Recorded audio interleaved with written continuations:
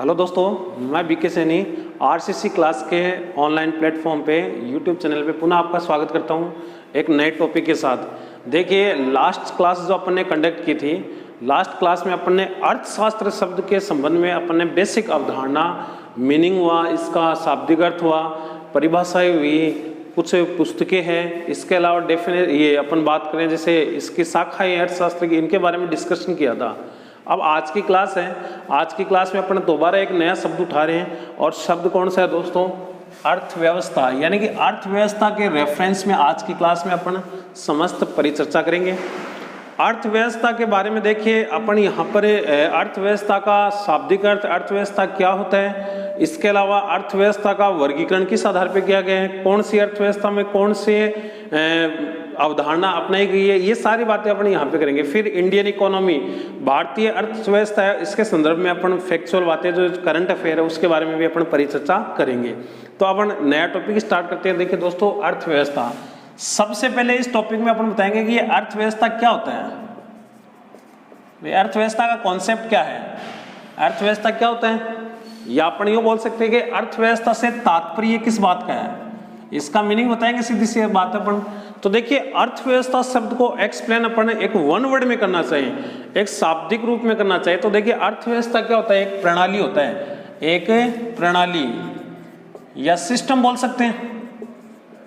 और इस सिस्टम के तहत किसका संचालन और प्रबंधन किया जाता है? इस सिस्टम के तहत क्या किया जाता है दोस्तों? आर्थिक क्रियाओं का संचालन एवं प्रबंधन किया जाता है, संचालन एवं प्रबंधन किया जाता है। यानी कि मैं दोबारा रिपीट करता हूं कि अर्थव्यवस्था शब्द को अपन एक सिस्टम के तहत एक्सप्लेन करेंगे। अर्थव्यवस्था एक सिस्टम होता है, सिस्टम को और भी अपन डिफाइन करना चाहिए तो एक व्यवस्था या गतिविधि बोल सकते हैं, व्यवस्था या गतिविधि जिसके तहत किसका संचालन एवं प्रबंधन किया जाता है? आर्थिक क्रियाओं का संचालन एवं प्रबंधन किया जाता है। जैसे अर्थव्यवस्था शब्द को अपन एक पर्टिकुलर अपन जैसे एक परिवार की अर्थव्यवस्था हो सकती है, किसी देश की अर्थव्यवस्था हो सकती है, ठीक है ना, किसी फर्म की अर्थव्यवस्था हो सकती है, यानी कि अर्थव्यवस्था शब्द आर्थिक गतिविधियों के रेफरेंस में शब्द यूज किया जाता है। किसी देश की अर्थव्यवस्था है, ठीक है ना, किसी परिवार की अर्थव्यवस्था है, और इस अर्थव्यवस्था के तहत क्या होता है? आर्थिक क्रियाओं का संचालन एवं प्रबंधन का कार्य किया जाता है। बात आती है यहाँ पे कि दोस्तों ये आर्थिक क्रिया है, इससे क्या तात्पर्य है भाई? आर्थिक क्रियाओं का संचालन एवं प्रबंधन जिस गतिविधि, जिस सिस्टम के तहत किया जाता है वो सिस्टम क्या होता है? अर्थव्यवस्था होता है। तो आपको ये बताना पड़ेगा कि ये आर्थिक क्रिया है, ये क्या होता है? तो सीधा सा अपन ये बताएं। देखिए, कल अपन ने अर्थशास्त्र शब्द का अर्थ पढ़ा था, उसमें अपन ने बताया कि अर्थ और शास्त्र ऐसे ये शब्द बना है, और इस अर्थ का मीनिंग क्या बताया था अपन ने? धन, मनी। अर्थ का मतलब क्या बताया था? धन। तो धन से संबंधित विज्ञान अध्ययन क्या हो गया? अर्थशास्त्र हो गया। उसी टाइप से यहाँ पे अर्थव्यवस्था पढ़ रहे अपन, तो व्यवस्था क्या हो गया? एक सिस्टम हो गया जिसके तहत क्या होता है? आर्थिक क्रियाओं का संचालन एवं प्रबंधन किया जाता है। तो यहाँ पर ये अर्थ का मतलब भी क्या है यहाँ पे दोस्तों? अर्थव्यवस्था में भी अर्थ शब्द किसको इंडिकेट करता है? धन शब्द को इंडिकेट करता है। तो मैं सीधा सा यहाँ पे बता सकता हूँ कि आर्थिक क्रियाएं क्या होती है? आय बोल दो, भले धन बोल दो, सर्जन के उद्देश्य से की गई क्रियाओं को, उद्देश्य से की गई क्रियाओं को आर्थिक क्रिया कहा जाता है। यानी कि आर्थिक क्रियाओं से तात्पर्य किनसे है? जिनसे अपन धन या आय सर्जन का कार्य कर सकते हैं। पैसा कमाने से संबंधित जो गतिविधि है, ये जो कार्य होता है, उसको अपन क्या बोल रहे हैं दोस्तों? आर्थिक क्रिया बोल रहे हैं, ठीक है ना। अब ये जो आर्थिक क्रियाएं हैं, इनमें अपन कौन कौन सी क्रियाओं को शामिल करेंगे? तो देखिए, मुख्य रूप से अर्थशास्त्र विषय में देखिए मुख्य रूप से 4 प्रकार की आर्थिक क्रियाएं मानी जाती है। अर्थशास्त्र सब्जेक्ट में अर्थशास्त्री और सब्जेक्ट स्पेशलिस्ट लोगों के द्वारा 4 प्रकार की आर्थिक क्रियाएं बताई गई है। जैसे पहली आर्थिक क्रिया क्या बता सकते हैं अपन? उत्पादन मतलब प्रोडक्शन। पहली आर्थिक क्रिया कौन सी होती है दोस्तों? उत्पादन। दूसरी आर्थिक क्रिया क्या बता सकते हैं अपन? वितरण, डिस्ट्रीब्यूशन,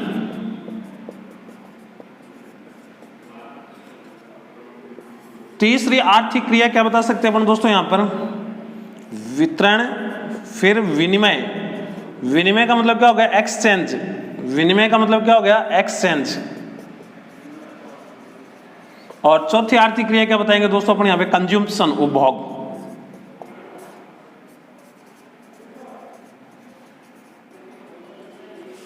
अर्थशास्त्र सब्जेक्ट में 4 प्रकार की आर्थिक क्रियाएं बताई गई है। पहली आर्थिक क्रिया क्या हो गई, उत्पादन। दूसरी आर्थिक क्रिया क्या हो गई दोस्तों, वितरण। तीसरी आर्थिक क्रिया क्या हो गई, विनिमय। और चौथी आर्थिक क्रिया क्या हो गई, कंज्यूम्पशन यानी कि उपभोग। इन आर्थिक क्रियाओं का संचालन एवं प्रबंधन जिस गतिविधि, जिस व्यवस्था के तहत होता है, वो व्यवस्था या गतिविधि क्या हो गई दोस्तों, अर्थव्यवस्था हो गई। अब देखिए इनके बारे में भी अपन थोड़ा सा समझना चाहिए कि क्या तो उत्पादन होता है, क्या वितरण होता है, क्या विनिमय होता है, क्या उपभोग होता है। तो देखिए सबसे पहले अपन बात करें, जैसे कच्चा माल है यानी कि रॉ मटेरियल है, रॉ मटेरियल से इस वस्तु का क्या किया गया है, निर्माण किया गया है, उत्पादन किया गया है। यानी कि अपन ये बोल सकते हैं कि उत्पादन वह आर्थिक क्रिया होती है, उत्पादन वह आर्थिक क्रिया होती है जिसके तहत वस्तु और सेवाओं के यानी कि उपयोग में वृद्धि की जाती है। जैसे अपन एक एग्जांपल की बात करें दोस्तों, जैसे लकड़ी है, लकड़ी से कारपेंटर किसका निर्माण करता है, फर्नीचर का।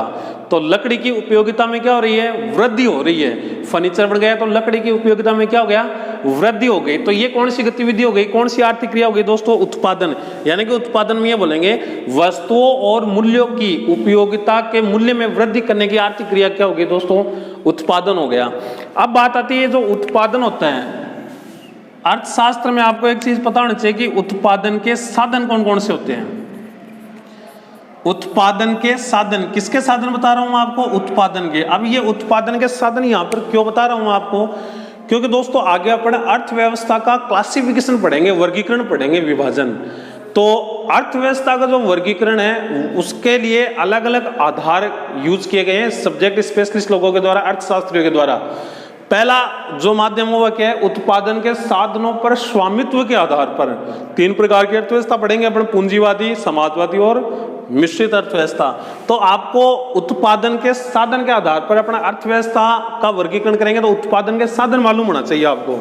तो देखिए उत्पादन के 5 साधन बताए गए अर्थशास्त्र में। पहला क्या होता है, भूमि। दूसरा होता है पूंजी। तीसरा होता है श्रम। चौथा होता है संगठन। और पांचवा होता है दोस्तों साहस। यानी कि उत्पादन के 5 साधन बताए गए हैं, भूमि, पूंजी, श्रम, संगठन, साहस। मैं थोड़ा सा इसको ऊपर लिख दूं, भूमि, पूंजी, श्रम, संगठन और साहस। ये पहला उत्पादन का साधन हो गया, ये दूसरा, ये तीसरा, ये चौथा और ये 5वां। आपको ये पूछ ले कि अर्थशास्त्र में, अर्थव्यवस्था में उत्पादन के साधन कौन से हैं, तो 5 बताए गए, भूमि, पूंजी, श्रम, संगठन, साहस। इनके समायोजन से, इनके माध्यम से अपन क्या कर सकते हैं दोस्तों, आर्थिक गतिविधि को संचालित कर सकते हैं। कौन सी आर्थिक गतिविधि को, उत्पादन। यानी कि अपन ये बोल सकते हैं कि भाई जैसे एक पेन बनाने वाली कंपनी है, तो वो पेन बनाने वाली कंपनी है, उसका कैंपस होगा, उसकी बिल्डिंग होगी। तो बिल्डिंग कहाँ पे होगी दोस्तों, भूमि। फिर वो क्या करेगा, जो भी कंपनी खोल रहा है, जो कंपनी संचालित कर रहा है, वो व्यक्ति क्या करेगा, इन्वेस्टमेंट करेगा। पूंजी के माध्यम से क्या करेगा, इन्वेस्टमेंट करेगा, रॉ मटेरियल परचेज करेगा, मशीनीकरण खरीदेगा। फिर क्या करेगा, वो श्रम लगाएगा, यानी कि कर्मचारियों को श्रम में लाएगा। श्रम लगाएगा तो श्रम कोई एक व्यक्ति थोड़ी कर सकता है, इसके लिए टीम चाहिए, संगठन चाहिए। और सबसे महत्वपूर्ण बात क्या होती है दोस्तों इनके लिए, कि जो मालिक है या जो व्यक्ति है, जो कंपनी होल्डर व्यक्ति है, उसमें इन सारी चीजों के लिए क्या होना चाहिए, एक साहस होना चाहिए। इन्वेस्टमेंट के लिए क्या होना चाहिए दोस्तों, साहस होना चाहिए। तो अपन को तो एक बार ये पढ़ना है कि, मैं दोबारा रिपीट कर रहा हूं यहाँ पर, अर्थव्यवस्था एक ऐसा सिस्टम या एक ऐसी प्रणाली होती है जिसके तहत आर्थिक क्रियाओं का संचालन एवं प्रबंधन किया जाता है। और आय या धन सृजन के उद्देश्य से जो क्रियाएं की जाती है उनको अपन क्या बोल रहे हैं, आर्थिक क्रिया बोल रहे हैं। पैसा कमाने के उद्देश्य से जो क्रिया की जाती है वो क्या हो गई दोस्तों, आर्थिक क्रिया हो गई। आर्थिक क्रियाओं में अपन इन कॉन्सेप्ट्स को क्या करेंगे, मतलब ये शामिल करेंगे। पहले उत्पादन, वितरण, विनिमय, उपभोग। उत्पादन का मतलब क्या हो गया, किसी वस्तु के उपयोग में वृद्धि की क्रिया क्या हो गई, उत्पादन हो गई। उत्पादन के 5 साधन होते हैं, भूमि, पूंजी, श्रम, संगठन और साहस। इनके माध्यम से उत्पादन का कार्य होता है। अब देखिए दूसरी जो आर्थिक क्रिया दोस्तों वो वितरण है। वितरण का मतलब क्या हो गया, जैसे ये मार्कर बनाने वाली कंपनी है, इसने मार्कर का प्रोडक्शन कर दिया, मार्कर क्या कर दिया, बना दिया, निर्माण कर दिया, मार्कर का उत्पादन कर दिया। फिर ये मार्कर है मार्केट में आएगा, बाजार में अलग अलग होलसेलर के पास क्या होगा, मार्कर पहुंचेगा। मतलब यूं बोल सकते हैं किसी वस्तु या सेवा को अंतिम उपभोक्ता तक पहुंचाने की प्रक्रिया क्या कहलाती है, वितरण कहलाती है, डिस्ट्रीब्यूशन। और फिर अगली जो बात आती है विनिमय। विनिमय का मतलब क्या होता है, आपको इस चीज का क्या करना है, उपयोग करना है। संतुष्टि या अपनी आवश्यकताओं को संतुष्ट करने के उद्देश्य से किसी वस्तु का उपयोग करना क्या कहलाता है, विनिमय कहलाता है, सॉरी उपभोग कहलाता है। ये उपभोग की परिभाषा होता है। ये विनिमय का मतलब क्या होता है, एक्सचेंज हो गया। आप मार्केट जाओगे, आपको इस वस्तु की रिक्वायरमेंट है, तो आप दुकानदार को 20 रुपए दोगे और बदले में आपको क्या देगा दोस्तों, वस्तु देगा। यानी कि वस्तुओं और सेवाओं के क्रय विक्रय की गतिविधि, लेन देन की प्रक्रिया क्या हो गई, विनिमय हो गई।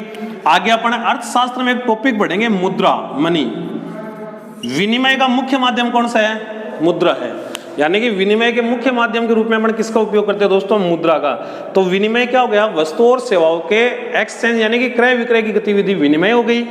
कंज्यूमशन, उपभोग का मतलब क्या हो गया, यानी कि एक व्यक्ति या मनुष्य या उपभोक्ता के द्वारा अपनी आवश्यकताओं को संतुष्ट करने के उद्देश्य से किसी वस्तु का उपयोग करना क्या कहलाता है, उपभोग कहलाता है। उपभोक्ता सिद्धांत अर्थशास्त्र में अलग से एक टॉपिक होता है जो माइक्रो इकोनॉमिक्स का कॉन्सेप्ट है, लेकिन आपको तो एक बार यहाँ पर इन फैक्ट्स के बारे में आपको जानना है। यानी कि ये आर्थिक क्रिया, ये इन आर्थिक क्रियाओं का संचालन एवं प्रबंधन जिस सिस्टम के तहत होगा वो सिस्टम क्या होता है दोस्तों, अर्थव्यवस्था होती है। अब देखिए आगे अपन जो बात करेंगे, अर्थव्यवस्था का वर्गीकरण किया गया है। एक फैक्चुअल क्वेश्चन काफी बार एग्जाम में पूछा जाता है कि भारतीय अर्थव्यवस्था कैसी अर्थव्यवस्था है, तो अपन आधार बताएंगे अलग अलग, उन आधार का पता होना चाहिए आपको। तो सामान्यतः जो उत्पादन के साधन है उनके स्वामित्व के आधार पर भारतीय अर्थव्यवस्था को मिश्रित अर्थव्यवस्था माना गया है। लेकिन एक बार आरएस के पेपर में क्वेश्चन आ गया कि भारतीय अर्थव्यवस्था का मिश्रित अर्थव्यवस्था स्वरूप कब से पनपा है, काफी अच्छा क्वेश्चन है। तो देखिए 1948 में दोस्तों प्रथम औद्योगिक नीति लागू होती है। एक आपने सुना होगा श्यामा मुखर्जी, ठीक है ना, श्यामा प्रसाद मुखर्जी, इन्होंने क्या मिश्रित अर्थव्यवस्था का कॉन्सेप्ट उस समय बताया था। यानी कि प्रथम औद्योगिक नीति से भारतीय अर्थव्यवस्था का कैसा स्वरूप पनपा है, मिश्रित अर्थव्यवस्था। लेकिन दोस्तों आर्थिक सुधार प्रणाली लागू होती है 1991 में। और एक बार एसएससी के पेपर में क्वेश्चन आया था, भारत में आर्थिक सुधार प्रणाली का जनक किसको माना जाता है, तो डॉक्टर मनमोहन सिंह जो काफी फेमस अर्थशास्त्री रहे हैं, भारत में फेमस अर्थशास्त्री हैं, इनको भारत में आर्थिक सुधार प्रणाली का निर्माता माना गया है।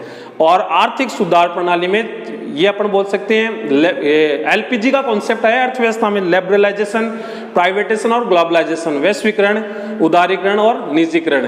तो वर्तमान स्वरूप देखें तो अपन दिन प्रतिदिन अपनी अर्थव्यवस्था दोस्तों पूंजीवादी अर्थव्यवस्था की ओर अग्रसर हो रही है। लेकिन वर्तमान में क्या बताएंगे अपन, मिश्रित अर्थव्यवस्था है। तो ये अपन आगे जो बात कर रहे हैं, इन चीजों का सारा कॉन्सेप्ट अपना कब क्लियर हो जाएगा, जब अपन आगे एक टॉपिक पढ़ेंगे। भाई अभी तो अपने क्या पढ़ा है, अर्थव्यवस्था क्या है। अब अपन पढ़ेंगे अर्थव्यवस्था के स्वरूप या वर्गीकरण। तो आगे अपन पढ़ रहे हैं दोस्तों अर्थव्यवस्था के स्वरूप या वर्गीकरण।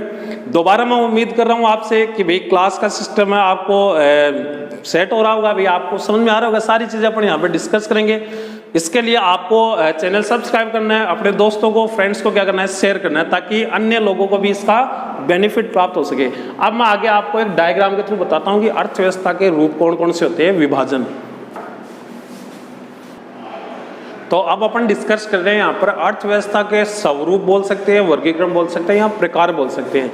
यानी कि अर्थव्यवस्था कितने टाइप्स की होती है, ये अपन यहाँ पे कितने प्रकार की होती है, ये टॉपिक अपन यहाँ पे पढ़ेंगे।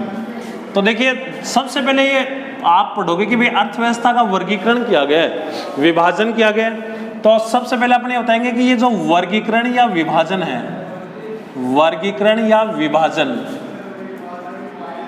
इसका आधार क्या है। यानी कि जो वर्गीकरण अपन ने अर्थव्यवस्था का बता रहे हैं यहाँ पर, इसका आधार क्या है। यानी कि आधार का मतलब क्या होगा दोस्तों, बेस क्या है इसका, यानी कि किस बात के आधार पर अर्थव्यवस्था का वर्गीकरण किया गया है। तो देखिए दोस्तों यहाँ पर जो विभाजन का आधार है वो पहला है उत्पादन के साधनों पर, उत्पादन के साधनों पर स्वामित्व के आधार पर, स्वामित्व के आधार पर, यानी कि अर्थव्यवस्था है ये कितने टाइप्स की होती है, कितने प्रकार की होती है, इनका वर्गीकरण किस टाइप से किया गया है, ये बात बताने के लिए जो आधार है वो पहला कौन सा दोस्तों, उत्पादन के साधनों पर स्वामित्व के आधार पर, यानी कि उत्पादन के साधनों पर स्वामित्व का मतलब अधिकार। दूसरा है यहाँ पर विकास स्तर के आधार पर, यानी कि अर्थव्यवस्था का डेवलपमेंट लेवल क्या है, विकास स्तर के आधार पर अर्थव्यवस्था का वर्गीकरण किया गया।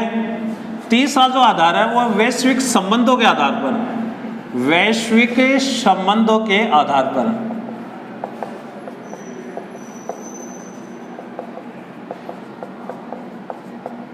तो अपन यहां पे बता रहे हैं कि भाई अर्थव्यवस्था है इसका विभाजन मुख्य रूप से तीन बातों के आधार पर किया गया है। पहली बात कौन सी हो गई, उत्पादन के साधनों के स्वामित्व के आधार पे। दूसरा है विकास स्तर के आधार पर, जीडीपी ग्रोथ बोल सकते हैं अपन। तीसरा बता रहे हैं वैश्विक संबंधों के आधार पर। तो देखिए उत्पादन के साधनों के स्वामित्व के आधार पर अर्थव्यवस्था को दोस्तों तीन कैटेगरी में डिवाइड किया गया है। पहली कैटेगरी है यहाँ पर पूंजीवादी अर्थव्यवस्था, पूंजीवादी अर्थव्यवस्था, पूंजीवादी अर्थव्यवस्था बोलते हैं इसको, कैपिटलाइज्ड इकोनॉमी भी बोलते हैं।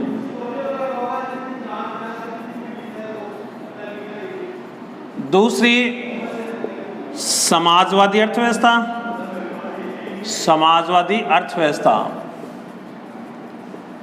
यानी कि इसको क्या बोलेंगे अपन, सोशलिस्ट इकोनॉमी। तीसरी जो इकोनॉमी होती है मिश्रित अर्थव्यवस्था, मिश्रित अर्थव्यवस्था, यानी कि मिक्स्ड इकोनॉमी। उत्पादन के साधनों के स्वामित्व के आधार पर दोस्तों अर्थव्यवस्था का तीन भागों में वर्गीकरण किया गया है। पहला है पूंजीवादी अर्थव्यवस्था, कैपिटलाइज्ड इकोनॉमी, समाजवादी अर्थव्यवस्था, सोशलिस्ट इकोनॉमी, और तीसरी है मिश्रित अर्थव्यवस्था, मिक्स्ड इकोनॉमी। विकास स्तर के आधार पर, यानी कि देखिए कोई भी देश की अर्थव्यवस्था है उसके विकास का मापन क्या होता है, उसकी जीडीपी ग्रोथ रेट, यानी कि जो जीडीपी होती है प्रति व्यक्ति आय होती है, इनसे अर्थव्यवस्था के विकास का मापन अपन कर सकते हैं। तो विकास स्तर के आधार पर भी दोस्तों तीन प्रकार की इकोनॉमी मानी गई है। पहली है विकसित अर्थव्यवस्था, विकसित अर्थव्यवस्था यानी कि डेवलप्ड इकोनॉमी, डेवलप्ड इकोनॉमी। दूसरी क्या मानेंगे अपन यहां पर, विकासशील, विकासशील अर्थव्यवस्था,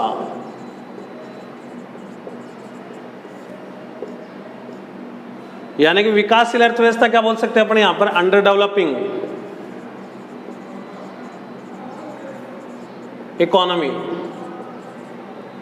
तीसरी अर्थव्यवस्था कौन सी होती है, अल्प विकसित अर्थव्यवस्था, यानी कि ये अर्थव्यवस्था का क्या है, विकास स्तर के आधार पर विभाजन किया गया है। विकसित अर्थव्यवस्था, विकासशील अर्थव्यवस्था और अल्प विकसित अर्थव्यवस्था। तीसरी जो अर्थव्यवस्था, तीसरा जो विभाजन का आधार बताएंगे अपन दोस्तों, वो वैश्विक संबंधों के आधार पर। वैश्विक संबंधों के आधार पर अर्थव्यवस्था के दो स्वरूप माने गए हैं, एक तो क्लोज इकोनॉमी, बंद अर्थव्यवस्था, और दूसरी है दोस्तों क्लोज्ड इकोनॉमी। दूसरी कौन सी मानेंगे अपन यहां पे, खुली अर्थव्यवस्था, ओपन इकोनॉमी।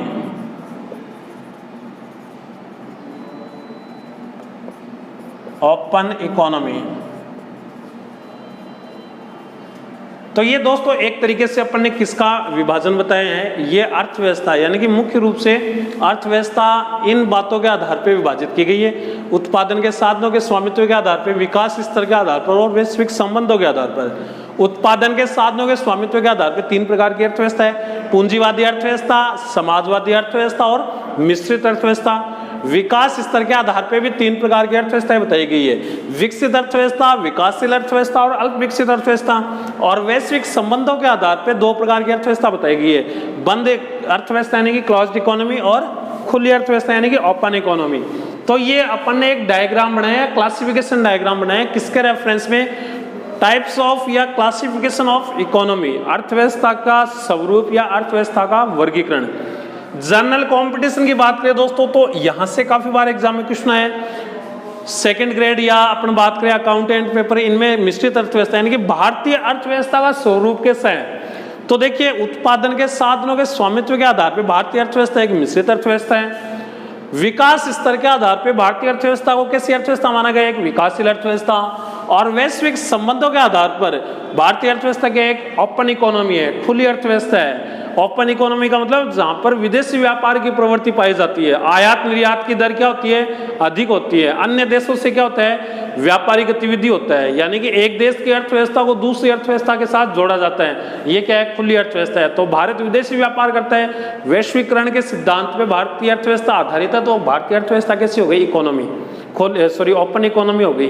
तो ये भारतीय अर्थव्यवस्था का स्वरूप उत्पादन के साधनों के आधार पर मिश्रित अर्थव्यवस्था, विकास स्तर के आधार पर विकासशील अर्थव्यवस्था और वैश्विक संबंधों के आधार पर भारतीय अर्थव्यवस्था कैसी अर्थव्यवस्था है दोस्तों? खुली अर्थव्यवस्था है। अब देखिए अपन यहाँ पर वन बाय वन इनके फैक्चुअल जो फैक्ट्स हैं उन पे अपन क्या करेंगे, यहाँ पर डिस्कशन करेंगे। तो सबसे पहले मैं यहाँ पर उत्पादन के साधनों पर स्वामित्व के आधार पर अर्थव्यवस्था का टॉपिक है वो आपको यहाँ पे डिस्कस करने के लिए यहाँ पे स्टार्ट कर रहे हैं अपन।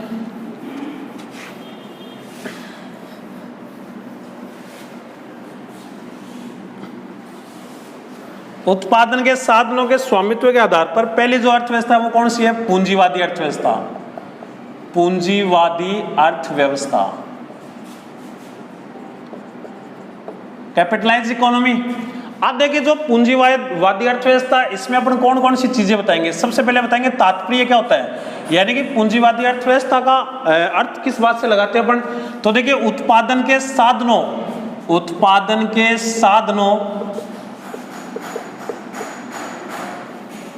पर स्वामित्व निजी संस्थाओं एवं व्यक्तियों का होता है।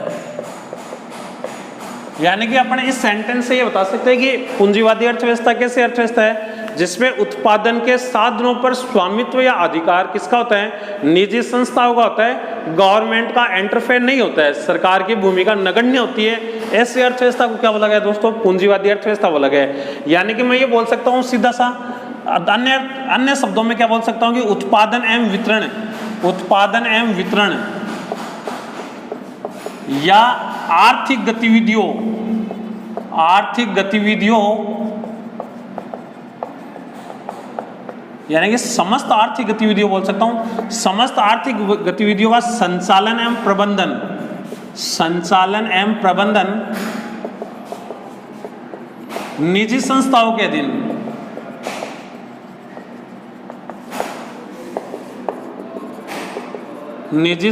के अधीन जिस अर्थव्यवस्था में होता है वो अर्थव्यवस्था क्या हो गई दोस्तों? वो पूंजीवादी अर्थव्यवस्था हो गई। एक बेसिक एग्जांपल माने तो जैसे एक प्राइवेट स्कूल है, उसमें अपन किस प्रकार की अर्थव्यवस्था मान सकते हैं? पूंजीवादी अर्थव्यवस्था।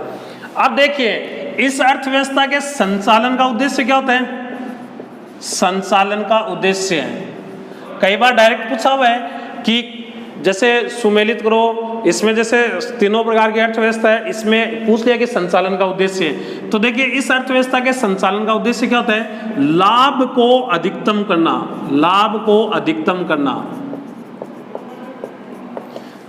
जैसे एक एग्जांपल यूं मान सकते हैं, जैसे ये मार्कर उत्पादित करने वाली कंपनी है, तो मार्केट में ये जो मार्कर उत्पादित करने वाली कंपनी, ये प्रत्येक वर्ष क्या चाहेगी कि अपने प्रोडक्ट की ज़्यादा से ज़्यादा मार्केट में क्या हो? सप्लाई हो, खपत हो, उपभोग हो, जिससे क्या होगा? जिससे लाभ को अधिकतम किया जा सकता है। प्रत्येक संस्था ये चाहेगी कि अपनी संस्था है वो क्या करेगी? ग्रोथ करे, इकोनॉमिक ग्रोथ करे। लाभ को अधिकतम करना क्या होता है? इस अर्थव्यवस्था में क्या होता है दोस्तों?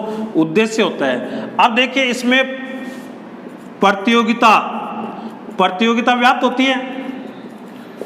भाई अपन इकोनॉमिक्स में पढ़ते हैं पूर्ण प्रतियोगिता मार्केट, एकाधिकार, ये ना, यानी कि जहां पर पूंजीवादी अर्थव्यवस्था होती है वहां पर प्रतियोगिता की व्याप्तता होती है, और प्रतियोगिता मार्केट में होगी तो सीधा सा फर्क क्या होगा, सीधा सा फायदा किसको होगा दोस्तों, ये जो उपभोक्ता है उसको क्या होगा, फायदा होगा। फिर अपने यहाँ पे बताइए जैसे ये अर्थव्यवस्था है, पूंजीवादी अर्थव्यवस्था का प्रवर्तक किसको माना गया है, तो एडम स्मिथ को दोस्तों इस अर्थव्यवस्था का प्रवर्तक माना गया। ये जो अर्थव्यवस्था है ये विकसित देशों में व्याप्त होती है, विकसित देश जो होते हैं, विकसित देशों में ये अर्थव्यवस्था व्याप्त होती है, जैसे फ्रांस हो गया, यूएसए हो गया, कनाडा हो गया, इन देशों में क्या है, ये इन देशों की अर्थव्यवस्था किस पे आधारित है, पूंजीवादी अर्थव्यवस्था पर आधारित देश है। मैं दोबारा रिपीट कर रहा हूँ, ऐसी अर्थव्यवस्था जिसमें, या अर्थव्यवस्था का ऐसा स्वरूप जिसमें उत्पादन के साधन जो होते हैं, कौन कौन से, भूमि, पूंजी, श्रम, संगठन और साहस, इन पर निजी स्वामित्व पाया जाता है, निजी व्यक्तियों का या निजी संस्थाओं का क्या पाया जाता है, स्वामित्व पाया जाता है। आर्थिक स्वतंत्रता इसमें व्याप्त रहती है, सरकार का कोई भी, गवर्नमेंट का कोई भी इंटरफेयर नहीं होता है। संचालन का उद्देश्य क्या होता है, लाभ को अधिकतम करना। प्रतियोगिता व्याप्त रहती है, प्रवर्तक किसको माना गया है, एडम स्मिथ को। और इस पे आधारित देश कौन से हैं दोस्तों, इसमें विकसित देश जो होते हैं वो कैसे देश है, पूंजीवादी अर्थव्यवस्था पे आधारित देश है। अब भारतीय अर्थव्यवस्था विकासशील अर्थव्यवस्था मतलब विकसित की ओर अग्रसर है, तो वर्तमान में तो भारतीय अर्थव्यवस्था मिश्रित अर्थव्यवस्था है, लेकिन यूँ बोल सकते हैं कि दिन प्रतिदिन ये किसकी ओर अग्रसर हो रही है, पूंजीवाद की ओर अग्रसर हो रही है। तो ये पूंजीवादी अर्थव्यवस्था के रेफरेंस में कुछ अपन ने बातें पढ़ी है। फिर अगली जो बात आती है यहाँ पर, समाजवादी अर्थव्यवस्था।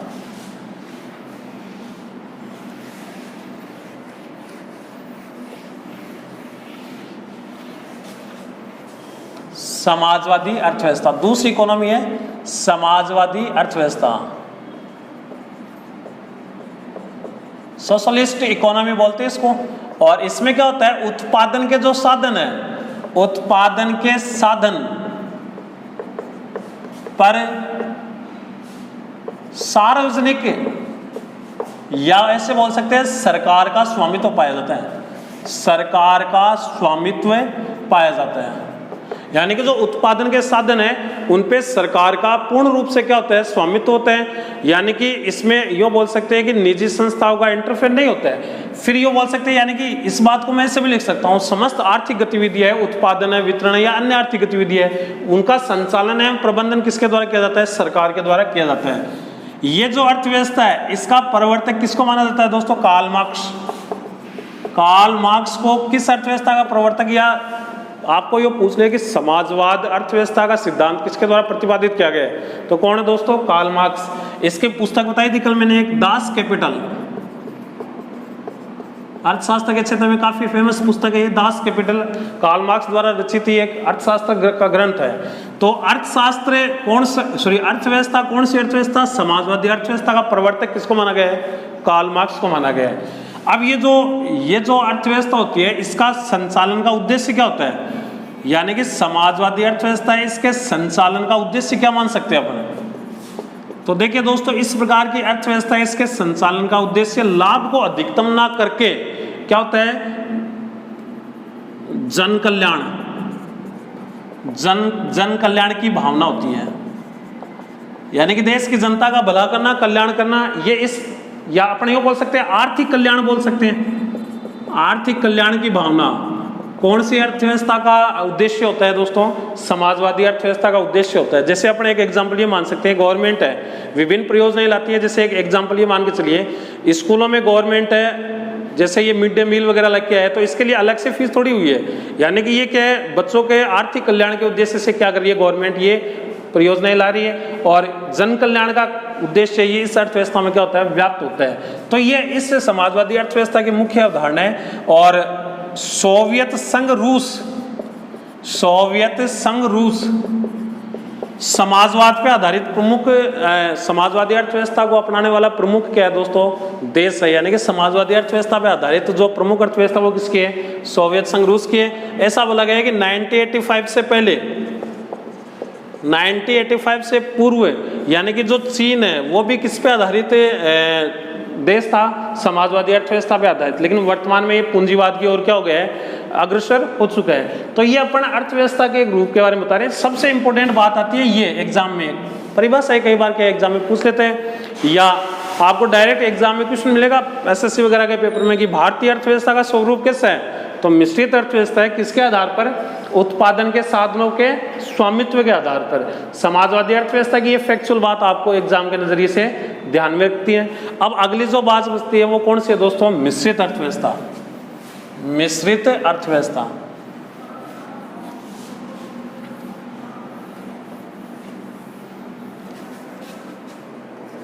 मिश्रित अर्थव्यवस्था मिश्रित अर्थव्यवस्था मिक्स्ड इकोनॉमी। और इसका मतलब क्या होता है? यानी कि उत्पादन के जो साधन होते हैं, उत्पादन के साधन या आर्थिक गतिविधियां बोल सकते हैं, उत्पादन के साधनों पर सार्वजनिक मतलब सरकार हो गया, तथा निजी सह अस्तित्व पाया जाता है। यानी कि जिस अर्थव्यवस्था में उत्पादन के साधनों पर सरकार और निजी संस्थाओं दोनों का संयुक्त रूप से ये बोल सकते हैं योगदान होता है, भूमिका होती है, उस अर्थव्यवस्था को क्या बोल रहे हैं दोस्तों? अपन मिश्रित अर्थव्यवस्था बोल रहे हैं। और मिश्रित अर्थव्यवस्था को अपनाने वाला प्रमुख देश कौन सा है? यानी कि भारतीय अर्थव्यवस्था को, इंडियन इकोनॉमी है दोस्तों, भारतीय अर्थव्यवस्था ये किस पे आधारित है? मिश्रित अर्थव्यवस्था पे आधारित अर्थव्यवस्था है। 1948 में भारत की प्रथम औद्योगिक नीति बनी, भारत की प्रथम औद्योगिक नीति बनी। और इस औद्योगिक नीति के द्वारा, इस औद्योगिक नीति के माध्यम से ऐसे उद्योग स्थापित किए गए जिन पर सरकार और निजी संस्थाओं का सेट होगा, सह अस्तित्व हो। यानी कि भारतीय अर्थव्यवस्था का जो मिश्रित अर्थव्यवस्था का स्वरूप है वो कब से माना गया है? 1948 से प्रथम औद्योगिक नीति। अब अपन यूँ बोल सकते हैं कि अब अर्थव्यवस्था का स्वरूप एलपीजी का कॉन्सेप्ट आने के बाद, लिबरलाइजेशन, प्राइवेटाइजेशन और ग्लोबलाइजेशन, यानी कि उदारीकरण, निजीकरण और वैश्वीकरण, यानी कि एलपीजी का कॉन्सेप्ट आने के बाद आपको ये पूछ ले कि देखिए 1991 में नवीनतम औद्योगिक नीति बनी है भारत की। नवीनतम औद्योगिक नीति आपको पूछ लेंगे भारत की नवीनतम औद्योगिक नीति कब बनी है? 1991 में। तो 1991 के बाद औद्योगिक नीति में एलपीजी का कॉन्सेप्ट आ गया। यानी कि वर्तमान में अपन ये बोल सकते हैं कि अर्थव्यवस्था का रूप दिन प्रतिदिन पूंजीवाद की ओर अग्रसर होता जा रहा है। निजीकरण का कॉन्सेप्ट चल रहा है देश में, प्राइवेटाइजेशन का दौर आ गया है, यानी कि पूंजीवाद की ओर क्या देश की अर्थव्यवस्था दिन प्रतिदिन क्या हो रही है? अग्रसर हो रही है। ये जो फैक्ट है ये काफी इंपॉर्टेंट है। भारतीय अर्थव्यवस्था मिश्रित अर्थव्यवस्था है किसके आधार पर? उत्पादन के साधनों के स्वामित्व के आधार पर। कब से? प्रथम औद्योगिक नीति कब बनती है? 1948 में। तो ये मुख्य रूप से, बाकी कॉमन चीजें हो जाएगी, यानी कि मांग एवं पूर्ति के आधार पर वस्तु की कीमत का निर्धारण, ये सारी चीजें क्या होगी? लाभ को अधिकतम करना या अपन ये बोल सकते हैं जन कल्याण की भावना, दोनों संयुक्त रूप में क्या है इस अर्थव्यवस्था में क्या होती है? व्याप्त होती है। तो ये अपन ने एक उत्पादन के साधनों पर स्वामित्व के आधार पर अर्थव्यवस्था का रूप पढ़े। अगली क्लास में अपन जो विकासशील अर्थव्यवस्था, विकसित अर्थव्यवस्था, इनके बारे में पढ़ेंगे। प्लस भारतीय अर्थव्यवस्था का जो नवीनतम पहलू है, करंट अफेयर है, उसके बारे में थोड़ा सा अपन परिचर्चा करेंगे। क्लास को ज़्यादा से ज़्यादा सब्सक्राइब करिए, लाइक करिए। इसके अलावा आपकी जो भी कमेंट है वो कमेंट बॉक्स में डालिए और क्लास को शेयर करिए। Okay, thank you.